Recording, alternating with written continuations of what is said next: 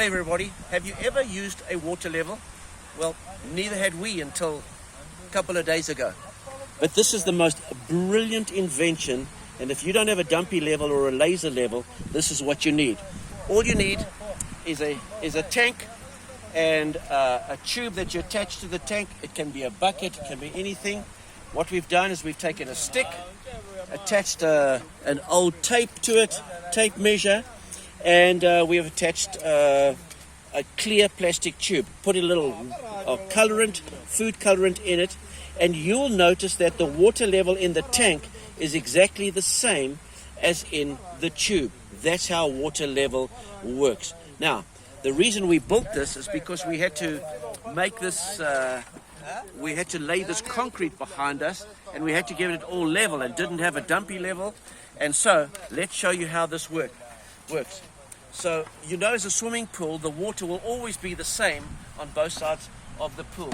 So if we go over here and get a level, and if I put this so it's 0 to the bottom, and we come and look at where the water settled. Now what you need to do is first of all make sure that there are no bubbles in the tube. So we just make sure all the bubbles are out. And it takes a little bit of time. The water bubbles, the water will move up and down, but it will eventually settle.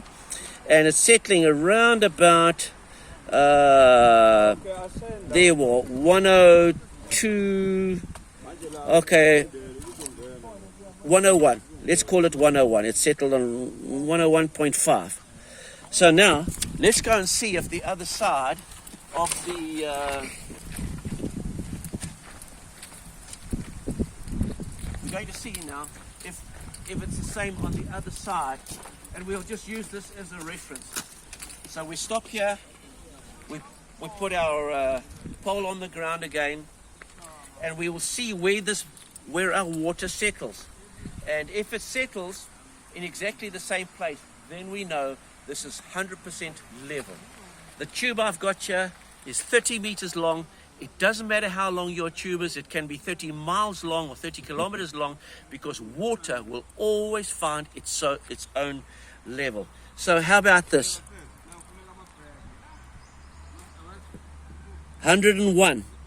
And so I know that the levels I've got here, where we're going to throw the concrete, is 100%.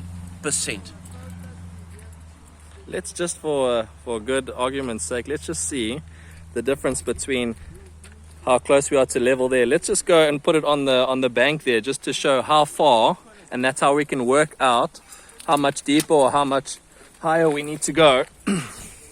Okay, let's do this. Let's put this on top of the top of this oil drum here and see where it settles. And one of the things we have to remember here, if we have a smaller measurement, so for instance we had, 101.5 centimeters. That means, oh there we go, let's just put it on top of that, that should be okay. It's going to take time to settle. But what I was saying is, if we have a lower measurement, let's say it's sitting at 900, that means that this ground, as there's 101.5, is this much too high. If your measurement is lower, it means that your ground is too high. If your measurement is higher, it means your ground is too low, that you need to... Let me give you an example of that. If I lift the stick, that means we're going higher, the water will drop. So if you'll come in closer, Cody, okay, I'm watching. As we lift the stick, watch the water dropping in the pipe. So that means this part of the ground is too high. We would have to dig out that much, and you can work at it exactly. So if we go down, if I go down, you'll see the water level climbs. So this way we can work out exactly to the millimeter how the levels are. So I believe the Egyptians used this. It's dirt cheap to make. And you don't need fancy dumpy levels and laser levels if you make a very cheap water level. Works perfectly every time.